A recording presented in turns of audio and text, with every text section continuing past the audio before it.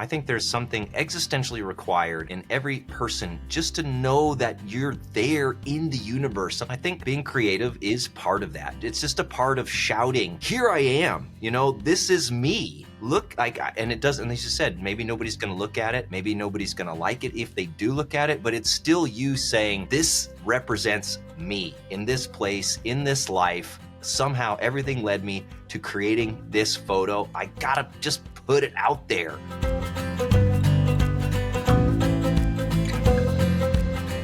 Welcome to Pixels, where we explore the heart and art of photography.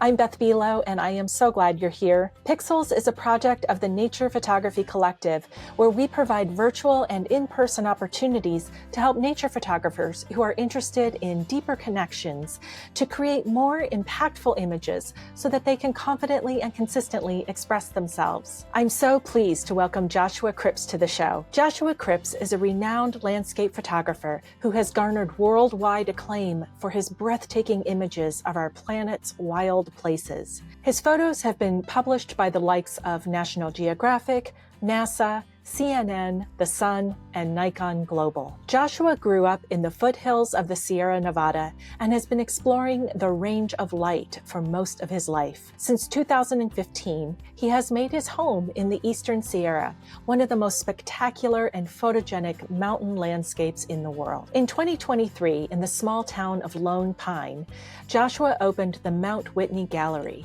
where he displays large format prints of the beautiful Eastern Sierra. You will find Joshua's full bio, as well as links for his website, workshops, and other resources we mention in the show description. Please do let us know in the comments what was useful or meaningful to you in this conversation. And of course, your likes and shares are always welcome, and please do subscribe so that you're notified of future episodes. Now, let's get to the conversation.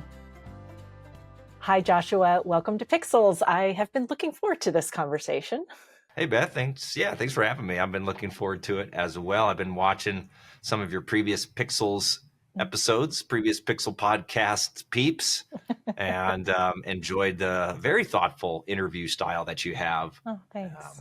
And I appreciate the amount of prep that you do. I mean, it's fun to just kind of have an organic conversation, but I can tell you really put a lot of thought and effort into it. So I'm sure we're going to have a good conversation today as well. Yeah, awesome. Thank you. Thank you. I appreciate that reflection. And I learned a while ago that putting some structure around something actually allows things to be organic in a really lovely way. When it's more fly by the seat of the pants, it feels, feels more dangerous. but having some sort of structure is this nice safety net that allows us to just kind of go where things take us. So. Come on, we're nature photographers. We laugh in the face of danger. That's true. I know. As soon as I said it, I thought, maybe I don't know my audience. But I'm curious about what is giving you energy these days. Wow. Okay. So much stuff is giving me energy. I would say the biggest thing right now in an acute sense is I'm about to leave for Pakistan. And so I'm not 100% sure, when this airs. I may have already come back from that trip, but wow, geez, 2 weeks from today, I'll be touching down in Islamabad for about 2.5 weeks of exploring Pakistan on a motorcycle up in the Karakoram Mountains. So that's got me super excited, and I have quite a few things that are keeping me energized and excited these days, but I will save those because I think we're going to talk about them as we go through the conversation today. Yes, very much looking forward to that. Have you been to Pakistan before? No, it's my first time. I've been wanting to go for years and years, ever since I had a friend visit maybe in 2017, and she told me it was the best travel experience of her life. Wow. And so it's been on my radar. She showed me these unbelievable pictures of the mountains in the area around Skardu specifically. And then, recently a good buddy of mine who's from Pakistan has just been, the more that we spend time out in the Sierra, he goes, man, this is great here in the Sierra, but if you want to see real mountains, come to Pakistan. And so he's been setting the stage for how beautiful an experience it is there. He said the hospitality, it's unbeatable. The food's incredible. The scenery is next level. And we're going to go and just have a little adventure here. And I'm very excited for it. Yeah. As you were just naming all this, and forgive me because I don't mean this to sound weird, but like especially when we go someplace we haven't been before, we have a lot of expectations. Like there's a lot of buildup around it, whether it's from other people or in what we've read or seen.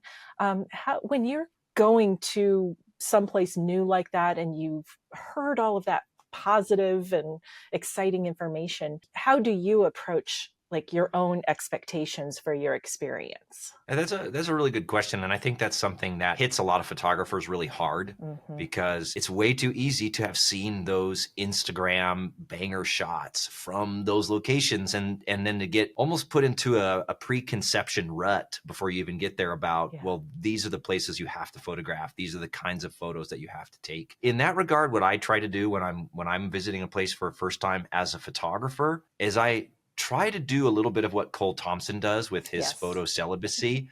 And I Yeah. tried not to see too many photos of it. Maybe a couple just to get some ideas of what the terrain is like. Mm-hmm. But I really try not to put myself in the corner, so to speak, in terms of thinking there's one place I have to go. Even though I am a photographer, I'm also a person. And like this trip I'm doing with my buddies, it's not a photography trip. I'm sure I'm going to have my camera with me, Sure. but it's not a photography trip. It's a motorcycle trip. That comes from a very personal place of just being with friends and having travel experiences. In my experience of traveling, the absolute best thing you can do is simply go into it with an open mind, but as few expectations as possible. Back in 2017, me and my really good friend Joe, we were traveling in Colombia, South America, and we went to this little town called Salento, and it's super beautiful there. It's in a coffee growing region, and there are these wax palms there. They're the tallest palm trees in the world. They're 200-foot tall palm trees. They're really incredible. We were going around trying to find a place to eat dinner or breakfast or whatever. We're just going around. My buddy he would go on TripAdvisor and look, see what the best restaurants were. But the problem is when you're on TripAdvisor, all you're getting are the reviews and the restaurant recommendations from people exactly like yourself who have had the exact travel experience that you're about to have. And so we ended up just having meals at all the same places that all these other Western, like we would go and eat dinner surrounded by other Western backpackers. I don't know. I mean, it's not to say that those restaurants were bad. We enjoyed our meals there, but it didn't feel like a unique experience. It didn't feel like a very personal experience. And for me, that's something that I really value when I'm traveling is how do I have a personal experience where I felt like I've created a unique connection with the place that I'm traveling in. And so from that standpoint, really what I like to do now is maybe have a few ideas about things I might want to see or do. But really, my number one tip, and this goes for photography, for personal travel, whatever it is, when you get to a location, ask the locals. What's your favorite thing to do? Where's your favorite hike? What's your favorite restaurant? Where's a beautiful view of that mountain that you like? And so not only do you start to build a personal connection with the people, but you also build that more unique and personal connection with that place. And that's when I think as a photographer, you can really start to express yourself. Yes. It's really hard, I think, to express your unique vision when you're in an iconic location. And we don't need to beat that whole discussion to death. That discussion's everywhere about should you shoot icons or not. I think it is more challenging to express your personal unique vision when you're in a location that thousands of other photographers have shot before. Anyway, that's the long-winded answer to your question. Get ready for it because they're all going to be long-winded answers when you talk to the old Crippster. I say bring it on.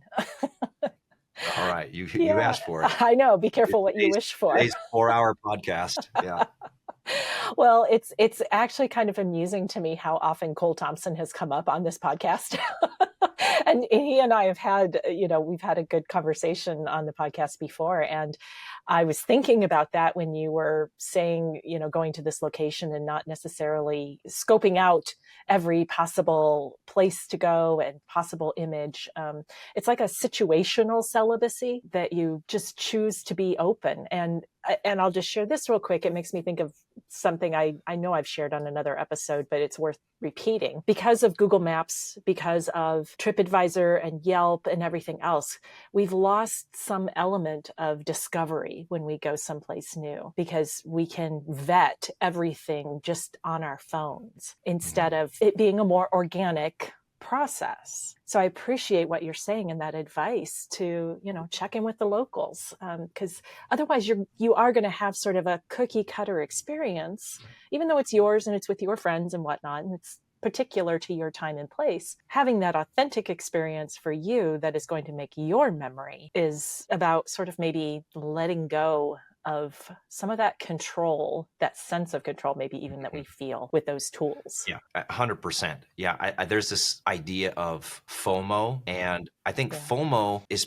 playing a much bigger part in our travel culture than people want to realize, because the idea that you have to optimize every minute, that you have to decide this is the best experience that I can have in this particular place at the expense of all other, because if, oh, heaven forbid, I somehow waste a moment of my trip or my vacation by going to a non-optimum spot. I didn't know, so I just wandered down this path and it didn't end up in that epic view. Whereas, oh, if I just do a little research, oh, I know that this path goes to an epic view, therefore I'm going to prioritize that. I think something does get lost in that, of trying to optimize every possible experience at the expense of having a more organic, more unfolding, maybe even more present.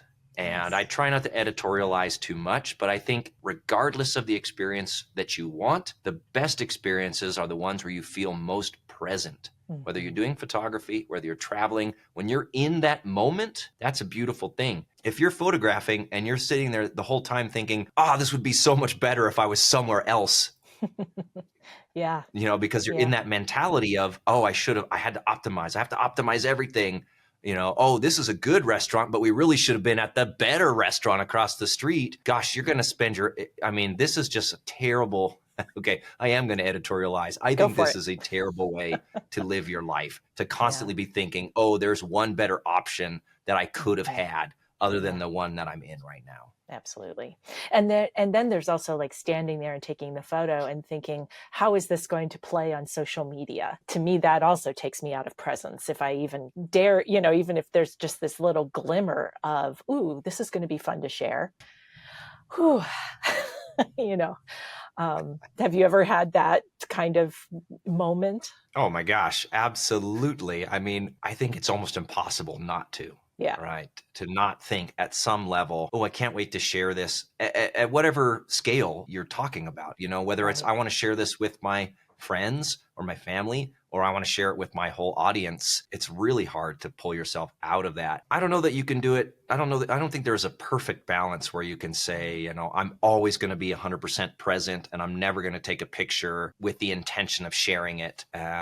Nor can you say, I'm always going to share everything that I do at the expense of ever being present. I think you have to decide, everyone has to decide for themselves, what's the balance? Where do you feel personally satisfied? I try to start with that. Okay, do I feel present? Have I felt connected enough? Okay, maybe then I'll take a few with that mindset of, I'll share these. But and I'm thinking more in terms of experiences. I think in terms of photography, I'm just so lucky that I've been able to build a business doing what I love. And so when I go out to shoot, I almost never think about, is this going to be commercially successful image? Is this something that I could put in the gallery? Are other people going to like it? I just shoot it because I think it's awesome. And then after the fact, I can make those decisions. And I also, again, I'm lucky because I get to have almost a split existence in that the photos that I like taking the absolute most, I know for a fact will never sell a print. Well, what I love to do, I love to backpack, right? I'm a big trekker. So every summer I strap on my backpack and I get up here into the Sierra Nevada mountains and I get deep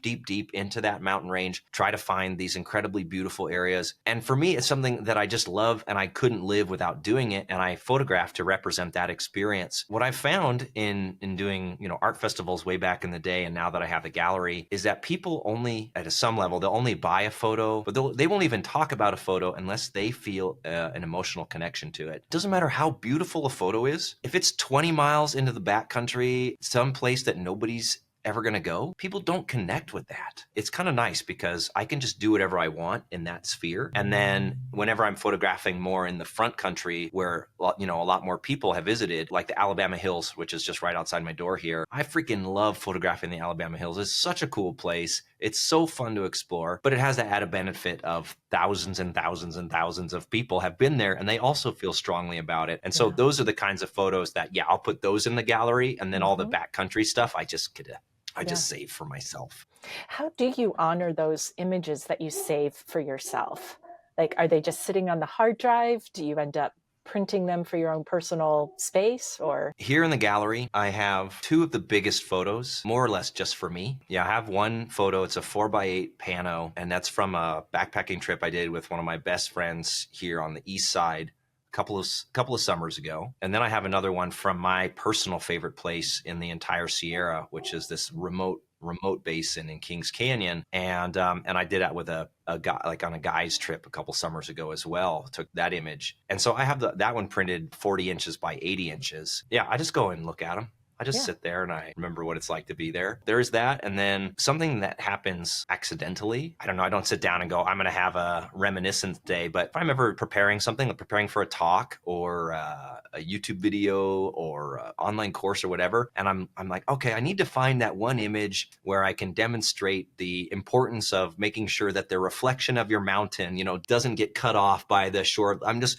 you know, I'm like, when I know I've got a photo in there somewhere. Let me go find it, blah, blah, blah. And I end up going through all of the folders in my Lightroom catalog. And I go, oh man, look at that. I remember that. That was amazing. They're like, oh yeah, that trip. That was so fun. I remember, you know, oh, look at that. Yeah. And so that just kind of happens subconsciously or unconsciously as I go through. And those moments I find unexpected little pops of joy in that. Yeah. You know, like the big prints that I have over here, it was a very conscious decision. I'm going to take my favorite place and I'm going to take the best photo that I ever took from that place. And I'm going to print it this big so I can go stand in front of it and feel what it's like to that morning that I stood in that location. I love it. But then I love just when your day is going on, normal day, whatever, just sitting here, farting around on the computer, typing emails, just a normal everyday day. And then I jump into Lightroom and I go, oh yeah, that hike in the Pyrenees, that was awesome. I forgot about, you know, like, I just love that. So anyway, that's how I do it. What about you? How do you honor it? Yeah, great question.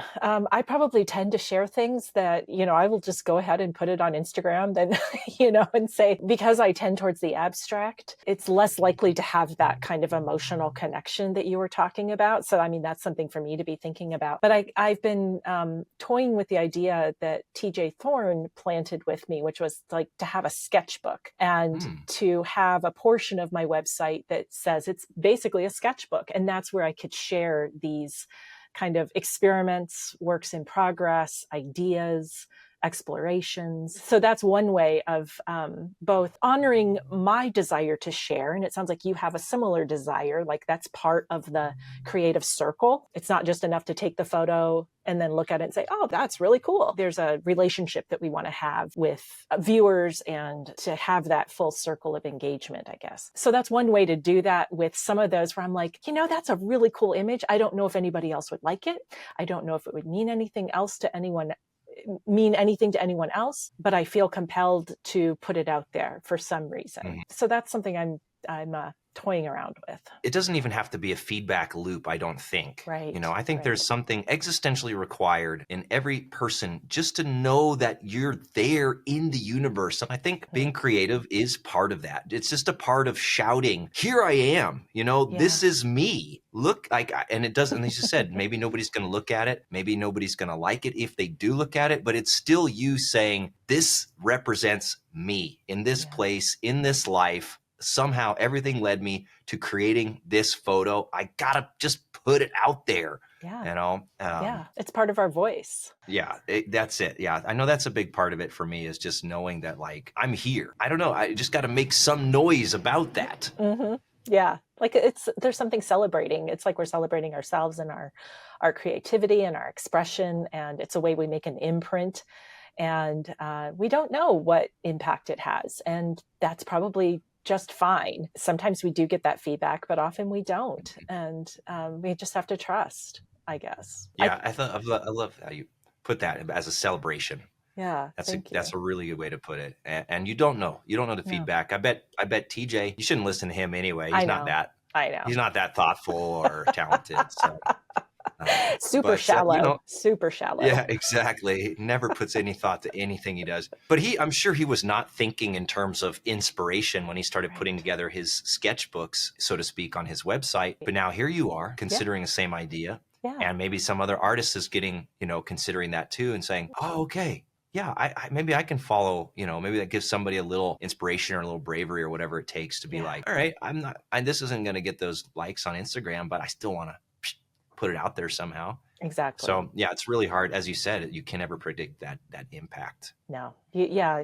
And I just trust that, somewhere there's a spark that happens for somebody. And even if that spark is just me putting it out there and saying, whoop, here's a little piece of my soul that I've just put out there, that's probably enough. And TJ is one of the photographers I follow. I think Sarah Marino also does this, where they have sort of an alternative Instagram account where they're just like, in TJ's case, they're all black and white squares that he takes with his phone. He turns off comments, he turns off like counts, and he doesn't comment on anything. I don't even think he puts captions, and he just puts it up there, and whoever's following can see it. And so to me, that's another version of this, honoring something that you feel like you need to say, but you don't necessarily have to shout it or get people's attention with it. Yeah, absolutely. I mean, the idea of deliberately turning off comments and likes, I think that's perfect. That's Yeah. beautiful, because it completely removes that subtext of, oh, I got it. I hope this gets a good performance. Yes. I hope this gets attention. Yeah. Then it really frees you up to just do what you're going to do. Exactly. And that can be very, well, yeah, freeing. Absolutely. If you really don't care, or, I mean, it's impossible not to care. So if you manufacture a system through which you don't have to care because there are no comments, there are no likes, it's awesome. Yep. Yeah. It seems like it's a way to practice. What does it feel like to not have that in place, and to sit with the self-satisfaction and have the self-validation, as opposed to being always looking for it from the outside. So it seems like it's a way to try that out. Yeah, absolutely. Love it. Well, we could keep going on this, or I know we've got a lot of other things to be talking about. One thing I'm curious about, and maybe this stood out to me because I was watching some of your YouTube videos on your very excellent channel. And you had one that was reasons why it's great, like 5 reasons it's great you should become a landscape photographer, and 5 reasons you should not become a landscape photographer. And when I was reading your bio, you talked about, it sounded like it was sort of a pivot point in 2008 when you were working as an engineer. I think you at Boeing at the time? That's right. Yeah. Yeah. So you were in this, what I would assume is a stable, satisfying, since that was, what you were trained to do, probably well-paying job, recession, housing market crash. And as I was reading your bio, my brain filled in after you said, as a result of the 2008 housing crash, I thought it was going to say, Josh buckled down and, put all his effort into, earning as much money as he could in 2 years so that he could walk away. But no, it was, he walked away from the engineering thing and decided to go full-time into landscape photography. And I was like, whoa, okay. that was contrarian to what I was expecting. So I'm curious, first, what on earth were you thinking? And what did you learn from that experience? What was the good, the bad, the ugly of making that decision? So you're not the only person who has asked me, what were you thinking? Or why would you do this now? And in fact, it was a lot of artists, believe it or not, at the time would say, you chose the worst possible time to try to become an artist. Like, why did you do this? Because when I first started out in photography, I was doing a lot of art and wine festivals, trying to sell prints around. I was living in Santa Cruz at the time after I left Boeing in LA, moved to Santa Cruz with my girlfriend at the time. At these art festivals, people would say, oh man, back at the peak of that first .com boom, it was a glorious time to be an artist. You could pop down here and make 12 grand in a weekend, easy. But now, man, people are losing their houses and nobody's buying art. And, I'm making 10% of what I used to make selling my paintings or photos or whatever. And they're like, what the hell's wrong with you, Josh? Why did you do this? So the context for all of this that you have to understand is that my initial vision for my life was as straight an arrow path as you could imagine, right? I knew from the time that I was in 8th grade that I was going to study aerospace engineering. Then I was going to get my bachelor's degree, my master's, my PhD, go to work for JPL or NASA, become an astronaut. Like that was the mission. And then for reasons I won't get into here because it's kind of a long story, by the time I finished my bachelor's degree in aerospace engineering, I was so burnt out on school. One of the things that I was really disappointed by my school experience was not having the ability to travel. I did a study abroad program, and during that program, I didn't get to travel at all because I was working so hard on my engineering degree. Those two things, as simplistic as it sounds, by the time I finished my degree, I didn't want to do any more school. And I was pissed off that I didn't get to travel during my study abroad. So I said, you know what? I'm going to get out of this and I'm going to go traveling. And so I was working a great job. I had an amazing job on campus in one of the propulsion laboratories at the University of Southern California. And so I lived like such a dirtbag. My biggest expense was rent, $500 a month. And then I spent $200 a month on food, entertainment, everything else. That's it. And I just saved all that money up. I took all that and I did a round the world trip. So yeah, about 7 months after I graduated with my bachelor's degree, I had a one-way plane ticket and as much money as I could have saved in that time in my bank account. And so I flew to New Zealand. Then I was gone. I ended up traveling through Australia, Southeast Asia, China, Mongolia, Russia, Europe, even the Indian Ocean, all these crazy places like Mauritius, the Reunion Island. It's awesome. And I was gone for about 18 months, 19 months. And then I came back, ran out of money, of course, and got a job at Boeing. In my career there, those 3 years when I was an engineer, at the back of my head, I had this unbelievable 18-month life experience that was so contrary to this straight arrow approach that gets bashed into our heads here in Western society. And I had some wonderful colleagues as well who were very encouraging. They had a lot of perspective. Right? They would say, it might seem like you just came back from this trip and now you've got to buckle down. Now you've got to work hard. Like you've got to start your life. But they would say things like, look, man, I've been an engineer here for 20 years. The time goes by so fast before you can even blink. It's 5 years, 10 years, 20 years, just like that. And if you don't stop and take that time to enjoy, to travel, to experience, you're going to look back and say, well, what the heck happened? And the other thing that I got really good perspective and advice on was don't take your career too seriously because it might seem like the end of the world if if say you work 3 years somewhere and then you take a year off to do a sabbatical and travel. Oh my God, you're going to start over from scratch when you come back. Oh my God, no, you can't do that. And they said, A, that's not the case. No employer is going to look at you and be like, okay, you're going to start over, like basic day one employee. And two, even if you did start over like a brand new wet behind the ears engineer, so what? At this time, so this was 2005 when I started my job at Boeing, I was 24 years old. Oh, I mean, yeah. And you look back and you go, now I'm 43. When you're 24 and you're thinking like, oh God, life's getting real serious now. And you're just like, are you kidding me?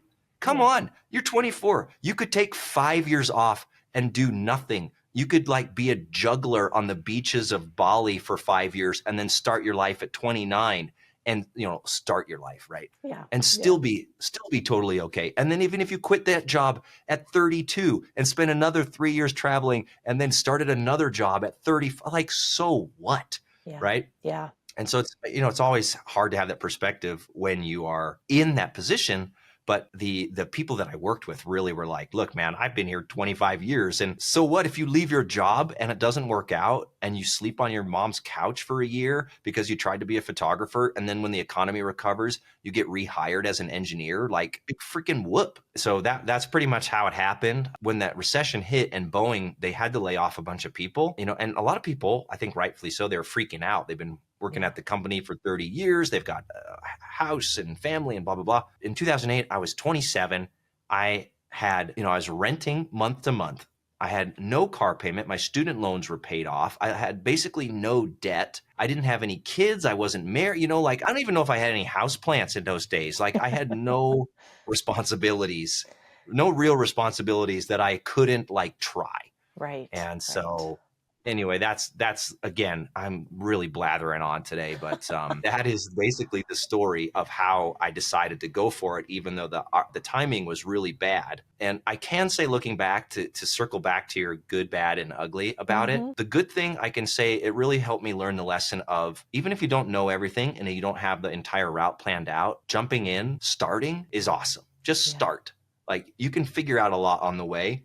And just start. The bad was, and still is, I'm a little bit too stubborn. I wish I had asked for more help. I wish I had asked people who were good at business for some mentorship, or people who understood marketing for mentorship, experienced entrepreneurs for mentorship. Instead, I was just like, I'm going to figure this out myself. I'm going to figure it out myself. And so I spent 4 years figuring it out myself, and I didn't need to do that. So that was a bit, I'm a little annoyed at myself in retrospect in that regard. And the ugly, becoming a full-time photographer is definitely not for everybody. The worst part of it for me these days, and it's been the worst part probably for the last 12 years since I've been 100% full-time, your life stops looking very discrete between this is who you are professionally and this is who you are personally, and you can maintain a nice split between those things. They become one and the same, and there is no off. Nobody's rowing this boat but me.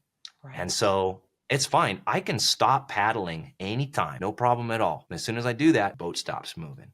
Right. And so I basically have to every year look around and say, well, how far do I want to move on this boat? How fast do I want this boat to move? How much do I need to paddle? And how much am I okay with letting things go? There's never a point where you go, okay, that's it. Did all the work that I need to do. All my entrepreneuring is done.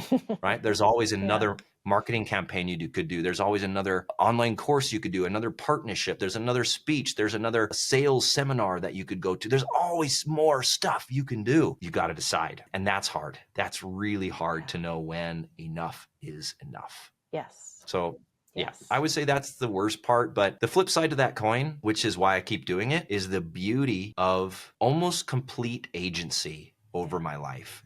And I mean, it's hard to describe for folks who haven't had this experience. And I really try to stay grateful for it and aware of it. Next Tuesday, or in 2 Tuesdays, I'm getting on a plane to Pakistan for 3 weeks, and I didn't have to ask anybody. Or if I want to, on some random Tuesday, I could just get in my car and drive to Death Valley and go camping. I haven't had enough nature time recently, or whatever the case may be. I can go visit my family on a whim. Like, it feels like what you're supposed to do as a human being. Right? Like the idea that so many other agents, so many other things have control over your life. You're a human with free will, and you get to make all these choices, but so many of them are locked down for you. It's like being in spiritual jail in a way. I'm not trying to sound dramatic, but no, but it's that resonates. Like there used to be that myth saying, you only use 10% of your brain, which has been, I suppose, disproven. But you're making me think, like, we only use 10% of our free will. We only tap into just a very small part of our agency because we kind of buy into this. What is it? The car, the house, the 2.5 kids, the job, and the pension, and all of that. And there's nothing wrong with any of that, because for some people that is their ideal life, and it's not the only life. And we have choices. We do. Not everybody does either.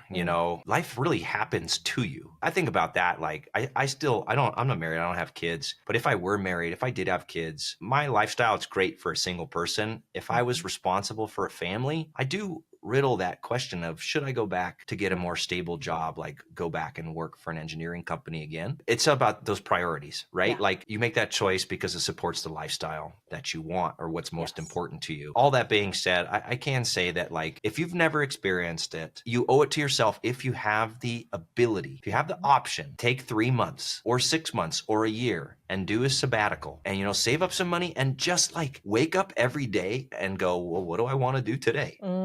I mean, I can't even describe that feeling. Yeah, that's freedom.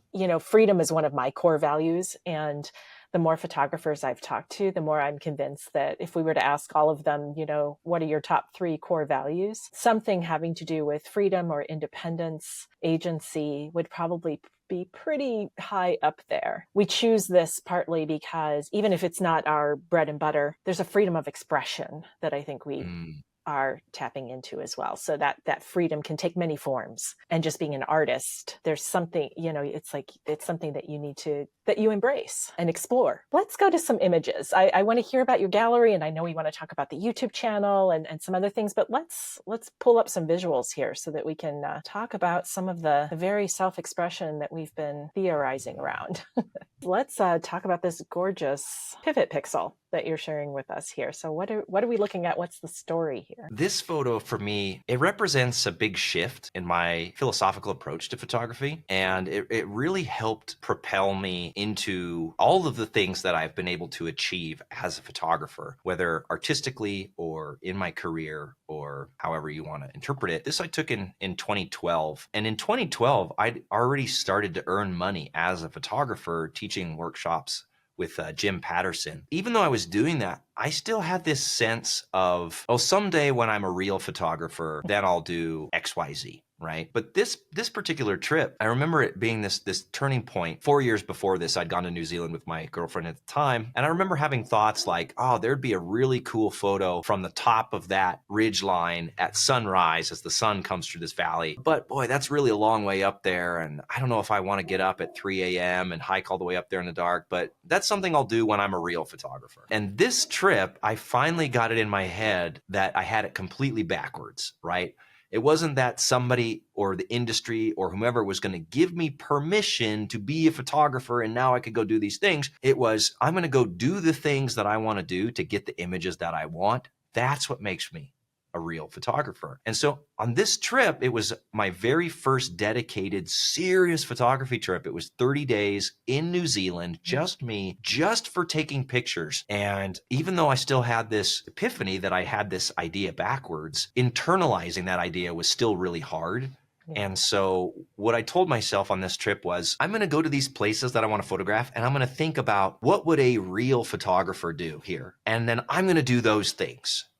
Because logically, if, like a real photographer does this, and then I do that, by my own definition, I therefore have to be a real photographer. And so I basically picked 3 places in New Zealand: the Wanaka Tree, which is super world famous now, but at the time, nobody knew about it. Only New Zealand photographers knew about it. I had to ask the locals. I was like, have you guys ever seen this tree? Do you know where this is at? And they're like, yeah, it's right there on the side of the lake, bro. So the Wanaka Tree, a place called Whaririki Beach, and a place called Mount Cook National Park. And those are all in this slide deck. So the first one was the Wanaka Tree. And basically I said, what is it going to take to get a good picture of this tree? Like, that's what I'm here for. I'm going to stay here as long as it takes. Whatever I need to do I need to buy fishing waders so I can stand in the lake? Do I need to go back here sunrise after sunset after sunrise after sunset? So I showed up on the first day here in Wanaka, walked down, saw the tree. It was like, I booked this trip hoping for fall color, but that's always a bit of a, boy, did I feel lucky when I got there and the leaves were just golden. Yeah. So I walked out to the tree and thought, well, go, there it is. I mean, bust out my wide lens, and I took the waves were pretty choppy. So I took on my 10-stop filter, which at the time, oh my goodness, y'all have no idea how good you've got it these days with the quality of filters. In 2012, my goodness, they were such pieces of crap. And if you look at the raw file for this photo, it's just the amount of infrared light leaking through, and it's terrible. But anyway, I put on my 10-stop filter and I shot the lake smoothed out. It was just a beautiful, perfect blue sky. And I was like, oh, great. Beautiful. I got a shot. I'm happy with this. I'm going to pack it up and leave. And then as I was putting my stuff away, this Dutch couple came up, and they were literally just going for a walk along the lake. And they were like, wow, look at that really cool tree in the water. Would you mind taking a picture of us next to the tree? Yeah, sure. No problem. So I took a few minutes, I say, yeah, guys, you guys take a picture of me, blah, blah, blah. So in maybe this 10-minute window, I noticed that the sky had gone from completely perfect blue to some clouds were moving out across the lake towards me. And I thought, oh man, what would be really cool is if I could get some clouds filling the sky in a long exposure. So I'm going to wait a little bit longer, let those come over. And yeah, sure enough, a couple minutes later, they were overhead. I threw the 10-stop back on and I took this picture. I think it's 60 seconds or 62 seconds. And somehow there was no wind. The tree is like almost perfectly razor sharp. I don't know how I managed that. but the Yeah. lake smoothed out, the clouds are rushing over in this beautiful pattern. And I looked at the back of the camera and I was like, holy crap, like that's way better than I ever had any right to expect from my very first morning photographing on this trip when I'm supposedly, gonna do whatever it takes. Literally just walked up and got this shot that I fell in love with. But even though I got really lucky, that attitude, that set the stage for that entire trip. And so, yeah, if you go to the next image here. Yeah. So this was in Aoraki Mount Cook National Park, which, oh my God, is it beautiful. And I had this idea of, I want to picture a wide angle shot at sunset with icebergs in the foreground, reaching out to grab you, with beautiful Aoraki Mount Cook there in the background getting hit by the setting sun. That's what I want. How do I get it? It's like, okay, well, to hike to this location, and I know I sound a little bit like a crotchety old man when I say this, but back in those days, the I was a the youngster. trail was not nearly as good. It was uphill both ways. It was 42 miles each direction. No, I'm just kidding. You had to go barefoot. The truth is, actually, the trail was a lot crappier in those days than it is today. Now it's got these beautiful swing bridges. It's perfectly maintained with, I mean, it's unreal. But in those days, so it's three miles each way from the trailhead to the lake. And now to get to where all these icebergs pile up against the shore of the lake, there is a swing bridge that takes you across the river. But when I was there in 2012, there was no swing bridge. You had to cross the river yourself. And this is all glacial melt. So it's, 34-degree water, and you can't see anything because it's all milky, so you don't know what you're stepping on. At any point you could fall in a hole and get swept away. And so what I did is like, I don't care, I'm gonna do this thing. So I went to an outdoor store and I bought a pair of fishing waders, and I strapped those fishing waders to the back of my backpack, and every day for 3 days I hiked the 3 miles to the lake. I crossed the river, put on my fishing waders, stood out in the water and waited for the sun to go down. And the first night, too many clouds, no color. The sky didn't really do anything. There weren't any good. Second night, I went back, same story. Third, and then you're, of course, because of that, now soaking wet, cold, but you got to walk 3 miles back in the dark with no photograph, and then get it in your mind, I'm going to come back here and do the exact same thing tomorrow because I have this idea. So finally that third night, I walked out to the lake, walked across the river, put on my fishing waders, got down in the water. There was this unbelievable iceberg shaped sort of like a hand kind of reaching up. And I got my tripod out there and I'm standing basically in crotch deep water, that's 34 degrees. And I've got my tripod and I can feel the iceberg under the water bashing into my legs, it's bashing into the tripod, so I'm trying to keep everything stable. And I'm just sitting there waiting. There must have been a cloud on the horizon or something because nothing's happening. Finally, after 40 minutes of being in the water, that sun, bing, finally kisses the tip of Aoraki Mount Cook. And I was able to get this photograph. And then I went, great, I got the photo. And I remember at that point, and I don't know if this has ever happened to you, Beth, but when you're so in the moment that you're not aware or situationally of what's going on around you. Yes. And I remember sort of waking up after I got that photo and trying to move and going, my legs are numb. Like I can't get out of this water. So, I mean, just like these little baby, just little tiny little old shuffle steps just to, I remember at one point picking up my leg and physically like pulling it along so I could get out of the water. And the next photo is there showing me in the water there. Oh yeah. Had to document it. That was that's why I included this series, because what it showed me was the power of doing what it takes. Listen, I will say, like, I'm not the best landscape photographer in the world, like some people's ability to see scenes and interpret scenes. I mean, it just blows me away, their artistry and their vision. Like, I'm pretty simple. I like bright colors, dramatic scenes, big landscapes. I take a pretty standard exposure. I don't have any crazy processing, but what I am good at is having an idea and asking myself, what does it take to get this idea, and be willing to go for it, be willing to hike 20 miles into the backcountry of Kings Canyon 3 years in a row to get a shot, or to stand in a glacial lake for 40 minutes, or to go to the middle of the desert and hire a guy to stand on a sand dune with a camel so that I can photograph an eclipse against it, right? Right. Right. So this particular trip, this New Zealand trip, that's really what cemented that idea in my head of whatever it takes to get the shot. If you've got a vision, you follow through. That's what makes you a real photographer. And that really helped me start to believe in myself. Yeah, beautiful. It's a reminder that being a quote unquote real photographer, and I really appreciate hearing that story, because it isn't something that is going to be bestowed on us. It's something you have to decide. And you're reminding us of the power of our mindset. What would a real photographer do? What is it going to take to make this happen? And then you do the work. That's what I'm seeing in these, is somebody who's like willing to do the work. You know, that's where you kind of go from here to here. Yeah, I couldn't agree more with you. You know, and I'm not a superhero. There's so many days when I'm like, oh, I'm not going to get out of bed this morning, Right. even though it's, Okay, good. Phew. Because you imagine that you're always like raring to go, and other times No. like, no. No, definitely not. I have a couple of rules. One is if I can't get an idea out of my head, I better go after it. Two is really simple. If there's a clearing storm at sunrise in the Eastern Sierra, I get up for a sunrise, no question. But other than that, yeah, I'm a normal person. I am like, yeah, it would be cool to go out and photograph star trails through that arch or whatever. But like, yeah, I don't feel like it tonight. Yeah. Yeah, I kind of like my warm, cozy bed just a little too much. And there's a reason why I have like probably like 1,000 to 1 sunset versus sunrise photos. So, yeah. So speaking of, tell us about this particular image and what it represents for you. Yeah, I'll just touch on this one really quickly because it's part of that same New Zealand trip. But this is, in my opinion, the most beautiful beach in the world. It's called Whaririki Beach. It's on the northern tip of the South Island of New Zealand.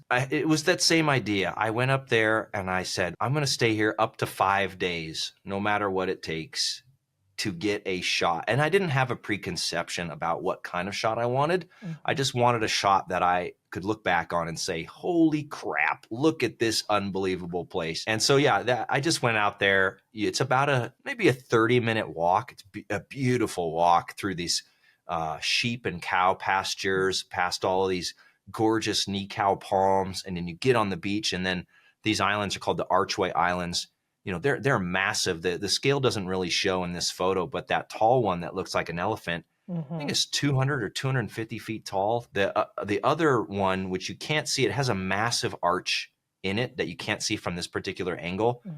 That arch, it's big enough that an entire soccer pitch could fit in it. I mean, it's huge. These things are, they're so cool. But anyway, yeah, so I just went there and walked back and forth down that path every sunrise and every sunset. And I was prepared to do it up to 5 days. And again, I got really lucky. I think partly it's New Zealand. New Zealand has the best light of any place I've ever photographed in my life. In my life. It's always changing. It's always dynamic.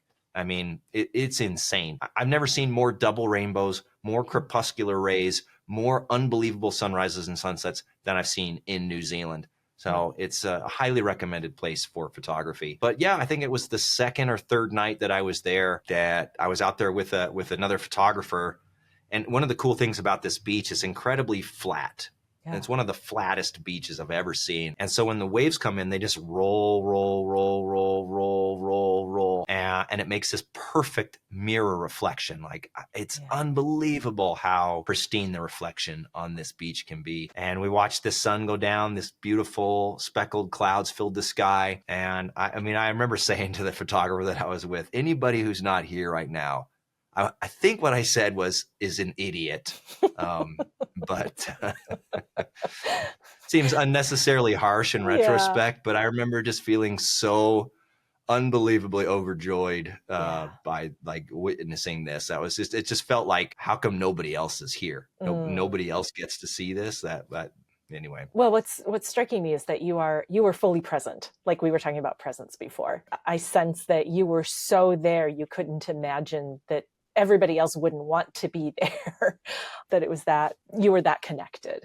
That's how it felt. I remember this. So this was 2012. Mhm. I did not have a smartphone yet, but I remember the photographer that I was with did. And I actually remember he spent a lot of time like Googling stuff while we were out there. And I was like, what is this dude doing? I don't get it. What? So I do quite distinctly remember having nothing at all to distract me from being in the moment. I just had a camera and that amazing scene. So yeah, that was pretty cool. That's awesome. Kind of missed those days. Yeah, I'm with you. I know. It's a love-hate relationship with it all. So at least two more images that I would love for us to look at. And this one is so intriguing to me. This very full moon behind some jagged mountains. Tell us about this particular image. So this image, it's called Chalice. It's one of my favorite photos that I've ever taken. And this photo, maybe more than any other specific photo, I can point to as changing the direction of my photography career. Back in, I don't know, 2016, 2015, around that time, apps, I did have a smartphone in those days, and the apps were starting to get popular. You had your Photographer's Ephemeris, Photo Pills was coming on the scene. And I remember, I don't know if I've ever told him this story, but Raphael from Photo Pills, he has so much energy, it's unbelievable. But one of the things he did in those days is he Googled every single landscape photographer who was leading photo tours or giving workshops, and he put their workshops on his calendar. Maybe a week or 5 days before the workshop, you'd get an email from Rafa saying, hey Josh, I know you have a Death Valley workshop coming up this week. I'd like to give you 2 codes for free download for Photo Pills for your participants, in case you guys are doing any Milky Way and you can, I feel bad. I feel really bad. So I would just write back, thanks, Rafa. I really appreciate it. And then never give the codes to anybody, right? No. It's not that I like stole them for myself. No, it's just that we never really did that much Milky Way stuff. And I thought Photo Pills was a Milky Way app. And the process of like, okay, we have these 2 free codes. How do we decide out of the 8 participants who gets the free codes? And you have to go to this website and put in this thing to redeem it. And then you download it. And it was always just like, I just got too many things on my plate already. I know I really appreciate it, but at the back of my head, I'm thinking I'm never going to do anything with these codes. So this went on for probably like 3 years that Rafa would send me codes and I would just write like, thanks, buddy. And I mean, if he's watching it, Rafa and I are really good friends now. So don't feel like anybody out there has to like tell on me. Rafa and I are good homies. But in 2017, I got a different email from him and he said, hey, I'm on a world tour, Photo Pills world tour, and I'm stopping in all these different countries teaching Photo Pills, and I'm teaming up with local landscape photographers, and we're putting on seminars. You can teach landscape photography half the day. I'll do Photo Pills half the day. We'll charge something, nothing extravagant, but we'll split the profits. Actually, you know what? That sounds pretty cool. Great idea. And so in 2017, we put on he came through where I live. I'd never met the guy before, and he stayed at my house for a week. He just slept on the floor of my office. That's how our bromance started. But so anyway, we put on this seminar, and I think 75 people showed up in Mammoth Lakes, where I was living at the time. Super cool. And so I'm up there and I'm talking about, hyperfocal distance and grad filters and this and that. And then Rafa gets on stage and he starts talking about azimuth and elevation and the power of the moon as a storytelling element. And he's showing these videos of the moon rising up behind these pillars on the island of Menorca, where he's from, and his friends dressing up like Jedis and fighting as the moon rises behind them. And I was like, you can do that with the moon? What? How? What? Like everybody, I think I tried to take some pictures of the full moon, and I went, okay, first of all, these suck, and when they stop sucking, they're really boring. And then every other time I tried to photograph the moon, like, it's so hard. How do you freaking do this? And so he's showing all these amazing pictures, and I just went, I want that. I want pictures like that. So literally the day the seminar ended, I went out and I ordered a 200 to 500 millimeter lens for my Nikon. And I said, okay, Rafa, you're going to have to really teach me how to do this Photo Pill stuff. And he showed me, okay, this is how you calculate azimuth, elevation, compare it to your subject, blah, blah, blah. And I said, cool, let me try it out. And so I made my very first plan, which was the full moon setting over the minarets, which is this really iconic volcanic mountain range just outside the town of Mammoth Lakes. And so I remember the morning very clearly. It was September 6th, 2017, September 6th, 2017. Drove up there on this ridge line, watched the moon set over the mountains. Now, I still really didn't know what I was doing in terms of photographing the moon. I had this idea that it set straight up and down, which is not true. And so the composition I had set up, I had to end up sprinting all these ways around to try to line it up. And I was, I didn't know what I was doing with my camera settings and all this stuff, but I managed to sneak out a couple of images that morning. And this is one of them. And afterwards, I just looked at it and I went, this is amazing. Like photographing the moon next to the Earth like this, it's so cool. And of course, it really tickled my engineering brain as well. So this was a place where my technical side and my artistic side could really come together and do a nice, handshake and allow me to express all these different parts of my brain. And so after this, I was so hooked. I was just like, moon, moon, moon. I love photographing the moon. I want to shoot this all the time. So I started photographing more and more and more. And then in 2019, I was in New York for a trade show called Photo Plus Expo. Raphael was there as well. And we were actually rooming together for the trade show. And I told him, oh yeah, I've got this conference coming up. I'm going to be on this cruise ship with all these other entrepreneurs and digital nomads. And, it's just a chance for people who have atypical lifestyles, who travel a lot or who travel is their business to meet each other because it's a cool lifestyle, but it can also be kind of a lonely lifestyle. That cruise, like I said, it was on a ship. It was on a big old cruise ship, which I have to admit I'm not a huge fan of, but it went from Athens and it ended in Dubai.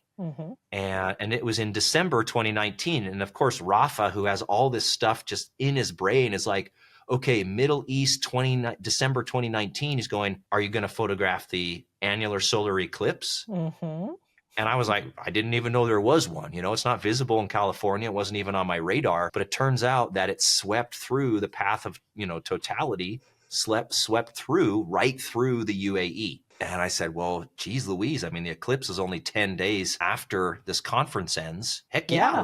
Let me think of something. And so then I started planning, and the story behind this photo, my God, we could spend the entire time talking about it. Basically, I started scheming, diagramming, thinking about what I wanted to see in this image. In the end, decided on a person with a camel against the eclipse like this. Boy, oh boy.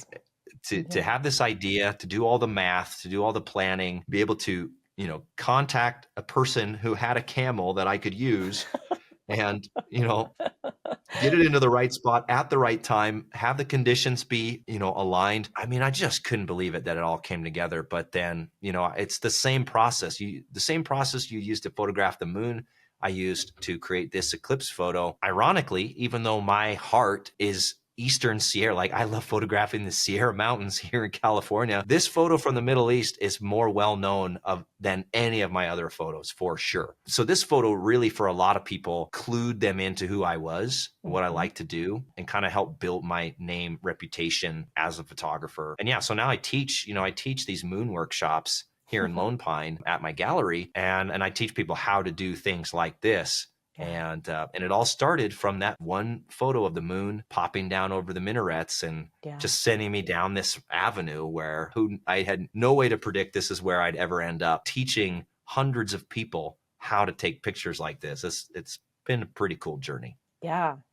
It's such a, do you ever pinch yourself, like, is this for real? And, you did the work of a real photographer. Of course, the word that comes up when I look at this eclipse shot is iconic. I go back to what you said before about this debate about, do you take photos of icons and iconic locations and whatnot? What you did here instead is create an iconic image and something that no one will ever be able to really replicate exactly this way. And to me, that seems like it's a more, I don't want to say worthy goal, because I don't mean to sound judgmental about it. No, that's right. It's the best thing. It's the best thing anybody could have ever done. And I did it. You did it, right? But just that idea of, instead of saying like, I need to capture the icons, I need to capture those well-known and familiar locations and scenes scenes and whatnot. How can we engage our imagination, Mm. engage the tools that we have available to us, like photo pills, like other apps, and whatever technology that you want to use. In my case, that technology would probably be a tripod, which probably opened up the world for me. Uh-huh. I'm allergic. So, how can we tap into our imagination to create something that is iconic, at least for us, that has that sense of like, I made this. Beautiful, beautifully said. Iconic for us. I think Yeah. that is the key, because for me it really comes down to passion and love. I lead photo tours in New Zealand, and every year I take a group of people to very iconic locations. We go to Milford Sound. It's got to be one of the most photographed landscapes on the planet. I don't care. It's unbelievable. I freaking love it there. And every time I go there, I photograph it again because I love it. I'm really passionate about New Zealand. It's my favorite place outside of California. And so I think really what you said about being iconic for us, or bringing out our own imagination, our own passions to do something that you love as a photographer, I think that's really, really special. And it doesn't matter what the subject matter is. Right.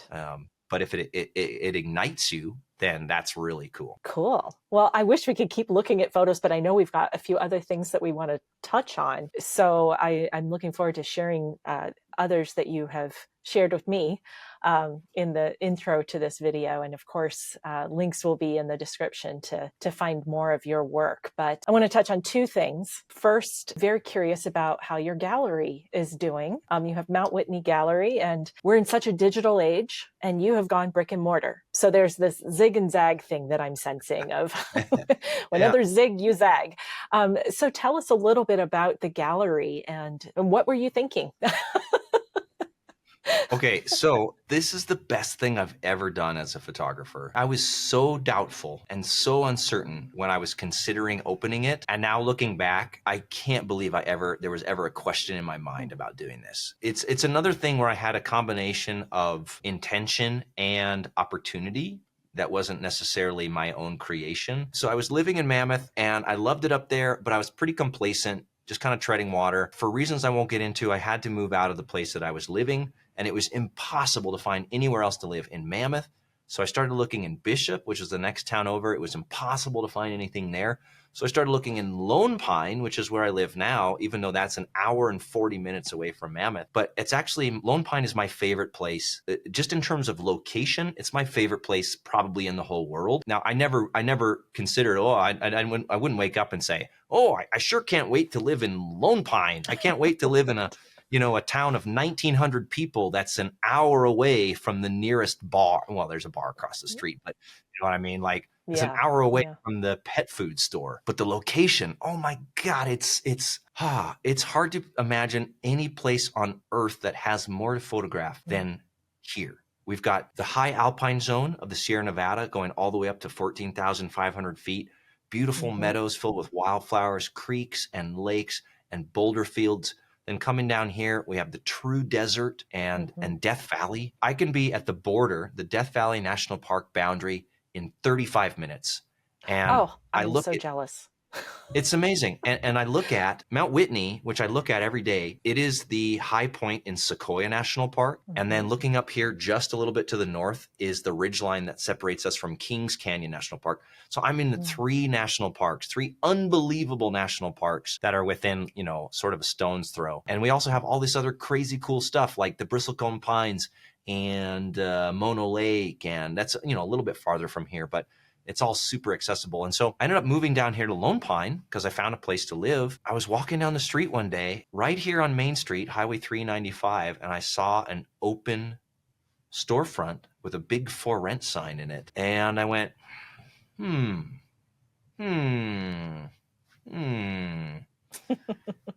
I started coming up with ideas of, I can't speak for everybody, but I know that for myself, it's always been one of those dreams of, wouldn't it be cool to have a gallery someday? It's one of those, like, I made it moments, Yeah. And maybe it's a naive thing because it doesn't change who I am as a photographer. And anybody could do it. Again, it's another one of the things, nobody bestowed this upon me and said, Joshua, we have deemed you worthy of having your own gallery. And I said, okay, there was a for rent sign. I rented it and I made some prints. I put it on the wall. Boom, I got a gallery, right? Like, you can do this. So anyway, yeah, I started thinking like, okay, well, I could put some prints up, but what I know I'm good at is teaching, at least in terms of being able to like afford to pay for a space. I could do classes here. So I'll start doing moon photography classes or Milky Way class, whatever it is. I'll just start teaching. That'll help pay for the gallery space. And so that's kind of how it all came around. It was one of those things I couldn't get the idea out of my head. I thought about it for 3-4 months and I just couldn't let it go. And I thought, well, got to try it. Why the heck not? And so, yeah, I opened 2 years ago. I have no idea what I was doing. I still don't know what I'm doing, but I at least have a better idea of what I'm doing. Yeah. And now, so that's how it started. It was just really like walking down the street, open space. Hey, I think if I do XYZ, I can afford to rent that space out for a year and give it a try. But getting back to what I said about it's the best thing I've ever done as a photographer. Before this, I hadn't done that much printing, a few prints here and there for the occasional sale. And when I was doing art festivals, 10, 12 years ago, or no, 12, 14 years ago, then I would print some stuff for that. But it was mostly, matted prints, yay big. And I started printing here and I had these big walls. And so I just started printing bigger and bigger and bigger and bigger and bigger. I was shocked. Like you go through and I had all the walls taped off, okay, a 24 by 36 is going to go here. 30 by 40, 40 by 60 over here, blah, blah, blah. Spend all the time to process them, figure out what print media, which print lab, blah, blah, blah, blah, blah. Anyway, I go through all that. I find a print lab that I absolutely love called Magnachrome in the Bay Area. And they send me my first batch of prints. This huge crate, 300-pound crate shows up at the door. Crack it open, take out the first print. It's this nice little 24 by 36. Oh, yeah, that's cool. Put it over here. A couple more 24, 36s. Then I crack open a 30 by 40. Wow, okay, 30 by, wow, that's nice. Put that over here. Get the 40 by 60s, boom, start laying them out. And all of a sudden, I look around me. There's 19 of the most beautiful moments from my life surrounding me in life size. I couldn't believe, I just went, oh my, it hit me hard. It really hit me hard. It just so touched me of like the unbelievable fortune that I've had, the beautiful moments that I've been able to experience. Yeah, just the connection with nature that I've had, to be able to witness the things that I had. And it was just like this beautiful it was like, here's your life, man. Here it is. Yeah. This is your life. Like, this is your life. And for no other reason other than that, it is the best thing ever. And so, since then I've been able to open up another room in the space. I have more prints and I realized printing big, oh my God, it's an addiction. Like if you have the space, like I have a photo on the wall over here. I had it on my computer for 2 years and I would look at it and I would go, God, it's just missing something. I can't figure out what it is about this photo that's not quite doing it for me, because the moment I remember photographing that was amazing. It was a clearing storm at sunrise here. And I mean, the mountains are just, I don't know. Have you ever been here, Beth? To California or to Lone Pine specifically? To Lone Pine. No, I've been to Death Valley and certainly Southern California, but not Lone Pine. Okay. You should come. This is my invitation to you. I'm sold.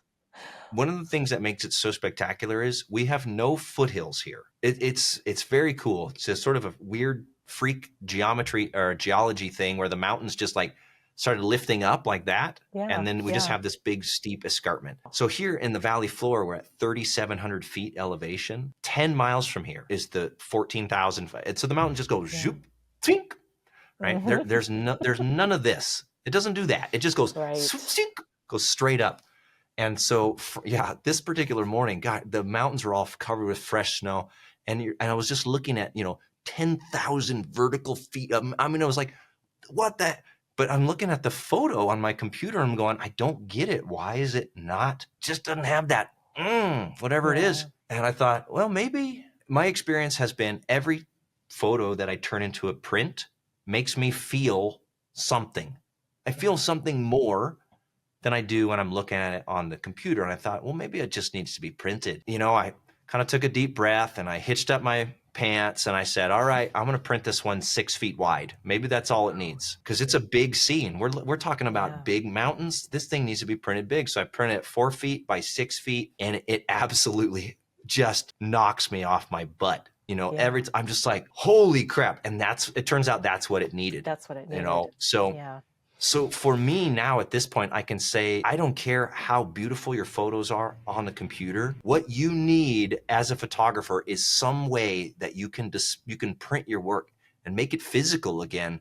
Because in my experience, I have never felt more about my work, more anything, more whatever it is, more joy, beauty, drama. I don't care what the emotion is than when I look at the printed photo. And it's so different than, getting on our phones and you're looking at 50 photos in 1 minute, maybe on Instagram. And I will just sit here and I'll just stare at this photo and everything comes rushing back to me about, I was standing on top of my car, Ansel Adams style. I remember climbing up there, trying to get my tripod steady, trying not to move so that, and all this stuff. And remember in the cold of the morning and the sounds of the birds chirping and the feeling of my fingers, going numb because it's only 22 degrees out, and just the emotion of watching the clouds billow and dance around the mountain. I remember all of that stuff. And it's just like, this is your life. Boom. Here it is. The most beautiful moments from your life. Kapow, kapow. Here they are. So so that's why I say opening the gallery is the best thing I've ever done, because it just gives me that opportunity to re-feel all the things that made all of these moments so special that I wanted to press the button, the shutter in the first place. Well, you spoke before about something being in a spiritual prison. And as you're describing that, I imagine that photo being released from its digital prison, and it's like, in order to fully manifest and live into its potential, it needed to be out there. It could not be trapped in pixels. It needed to be, alive. Yeah, absolutely. I love how you put that. 100%. That's so cool. There's just something I don't know. I'm sure there's a poet out there who could speak to why this is, but something about it being physical, it just makes it, and it might just be that simple. It's physical. You can touch it. Therefore, it's tangible. Therefore, it impacts you more. It's more magical. I can't even explain. It's so good. So everybody, I think now I get it. Now I get it. When I think back to all the photographers who always said, "Oh, you got to print," and I'd be like, whatever. Whatever. Old timer, sure, printing, whatever. Well, I think one thing that has helped me to appreciate it is back in January, there was an extensive Ansel Adams exhibit at the Cincinnati Art Museum. I got in the car, I drove 6 hours, stayed the night, went to the exhibit, drove back the next day. But when I was in the gallery, I was just appreciating the difference in the experience of looking at a printed piece of art, the way, the size the artist intended it, presented as perhaps they might have imagined, instead of sitting and, yes, I could scroll through on my computer and be drinking my coffee and in my pajamas and enjoy these same images, but being able to— Are you telling me that you didn't go in your pajamas to I did not go into my pajamas. No, I'm afraid not. I'm sure I looked pretty crappy though after 6-hour drive, because so I was not a good sight, but I didn't care because, it was just that experience of being able to stand in front of the Snake River image, the Half Dome image, and see it in 2 dimensions, 3 dimensions. It's completely different than looking it on the computer. So I would say, it's like there's a printing, yes, and remember also, just on a practical level, get out to museums, get out to galleries, get out to exhibits, look at actual physical art. I think it helped to kind of rewire my brain a little bit and in how I see things. So yeah, it was an unexpected surprise. I knew intellectually, but like standing there, and it reminds me of when I first saw Monet, and you see the brushstrokes and you see how it glows. You can't get that from just looking at it on your computer. Yeah, sad to say. Yeah. Now, I'm curious, when you say it kind of rewired your brain, did it change? What did it change? How did you approach things differently after that? Well, I think it's about, what comes up for me is light. Well, he's known for that zone system, right? The zone system and the light, and how the balance of the elements of the photo, and something about being able to just see it and stand in front of it and study it. Whether or not it shows up in the field, I don't know, but it definitely is making me think differently about like post-processing and thinking about, how can I not copy Ansel Adams, because Ansel's done Ansel, right? how can I push myself a little bit further to realize more closely maybe what I was seeing in my mind's eye? Just how can I push my vision just a little bit further? So I think, that's the long answer. The short answer is to be determined. It's still a relatively fresh experience, and I haven't gotten out with my camera a lot since then. I definitely felt like it was impactful. Yeah, I had the really good fortune last year at this time to go on a tour of the Ansel family home in Pacific Grove. And same thing, you see that massive prints up there and you're like, okay, I don't know. I certainly have always respected Ansel's work, but I've never been like, oh my God, Ansel Like a Adams, groupie? Ansel Adams, Ansel Adams, Ansel. Yeah. Yeah, same. But then same. when I showed up at this, and his house where his family still lives, it's sort of like an Ansel museum. And at that moment, walking in the door, and they've got the half dome monolith print, and I went, okay, now I get it. Yeah, exactly. There's no substitute. How can, in addition to finding you here on YouTube, how else can people get more Joshua Cripps? Everything I've got is on my website, but every time I've taken a break on YouTube and come back, there's been that sense of I've disappeared and now I'm back. And I just want to make it really clear that's never the case, right? I just maybe have taken a step away from YouTube, but my love for landscape photography and what I'm doing as landscape photography is thriving as much as it ever has been, especially now with the gallery. So what I would say is come see me. If you want to get more of what I've got, of course, jump on my website. I've got tours and workshops and course the whole 9 yards, of course, but come hang out, come to Lone Pine, come take a workshop with me. I'll teach you about moon photography or Milky Way photography, or just come, look at prints and talk about photography. Let's just keep celebrating this beautiful planet, this great hobby that brings us all together. I would love that. And how cool that we get to do it with cool people. So yeah, well, thank you so much, Joshua. I'm excited to be in your orbit and to see what comes next, and wishing all of us, and especially you, just a lot of future joy in this adventure. So thank you. Thank you, Beth. Yeah, it's been lovely to chat with you. Awesome. Thank you.